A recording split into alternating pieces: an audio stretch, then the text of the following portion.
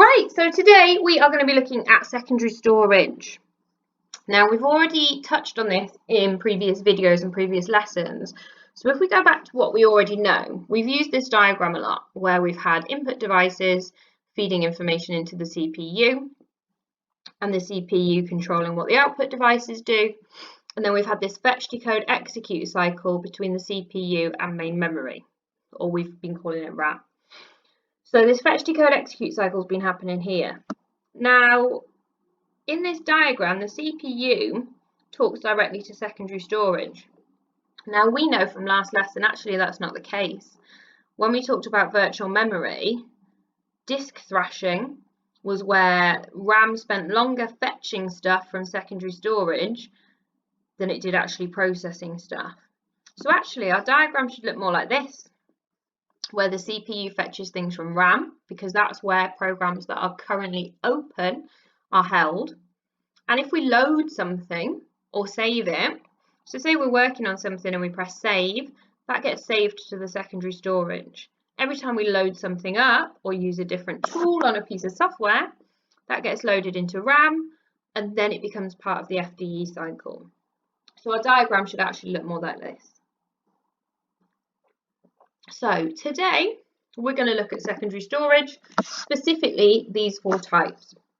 So we're going to look at magnetic tape, which you might not have come across before. We're going to discuss optical, which again is becoming less commonplace. And then we're going to discuss and compare hard disk drives and solid state drives. Now, the big mark questions on this topic would come from talking about the characteristics. So the capacity for each, how much data can it store? The speed, how quickly do these pieces of secondary storage load up? And how fast do they read and write that data? Portability, can you take it with you? Is it easy to carry around, that kind of thing? Then you've got durability and reliability. Is your data always going to be there? Is it pretty robust? And then cost, I'm going to look at for obvious reasons. So let's get stuck in. So our definition of secondary storage is where all the data is stored when it's not in use. Now, what do we mean by that data? Like we talked about in Friday's lesson, the operating system is stored in secondary storage, all your software, and then all your files. So every piece of work that you've done and saved is stored on secondary storage. When you open your file, it's moved to RAM. Why is it moved to RAM? So the CPU can complete that fetch, decode, execute cycle on it and load it up or do whatever it is that you've requested. So a quick definition of each storage method before we start to look at each in more detail. So magnetic tape is what it says on the tin, it's tape, but it's read or written to sequentially. Now what that means is every time you save something, it's saved at the end of all the other data, and then next time you save something, it's saved at the end of the data again, so it just gets added on the end. So if you look at this magnetic tape here, you're going to end up with lots of data in no particular order, just the order it was saved in, and we'll look at why that's an issue in a bit. Our optical storage is things like your CDs, your Blu-rays, your DVDs, and it uses lasers to read and write that data using light beams. Hard disk drive here has got moving parts, so you can see that arm there and this spinning disc, that's used to read and write data magnetically. And then lastly, we've got our solid state drive here, where data is recorded onto memory chips. There's no moving parts in this one because it uses flash memory, which we talked about last lesson is a non-volatile special kind of memory. Okay, so there's our four types. So firstly, we're going to look at magnetic tape. Now, look at that magnetic tape storage room. It takes up a lot of space. Now, it's mainly used for backups and archives. So if you think about our school, once a day, they back up every piece of data on our system. So for every student, their area is backed up. chances are they're not going to need that information very often because it's a backup, it's a copy. So magnetic tape is good because you have this huge storage capacity and it's low cost. So it's good for backups because obviously there's a lot of data, don't want to spend too much. But the reason we don't use it all the time for everything is because things are just saved in order. You have to go through the whole tape to find the specific piece of data you want. The only benefit of this is when you do get to that piece of data, it's fast to read that data into the CPU. Okay, so mainly used for backups and archives. That is all you need to know about magnetic tapes. If we move on to optical storage, like our CDs and our DVDs, the data is stored as pits and lands built into a spiral on your disk. Sorry if I'm going the wrong way, from the center. Now, when you put it into the disk drive, a laser beam will read those pits and lands and it will derive the binary information from that. Okay, so pits might be zeros, lands might be ones, so it'll read that data and convert it into whatever format it is. So, the advantages of CDs and DVDs is that they're cheap. As a storage device, super cheap. Obviously portable, because they're not very big, doesn't take up much space. They're not that great, however, if you want to move big documents, because their storage capacity is low. Obviously, Blu-ray can hold a lot more than a CD, but it will obviously cost more. They can be easily scratched, so you can damage your data, and they're not particularly fast to write to. So if you're burning something to disk, it's going to be much slower than if you were saving something to a solid state drive. Traditionally used for multimedia, so you would buy an album from HMV in the olden days on a CD.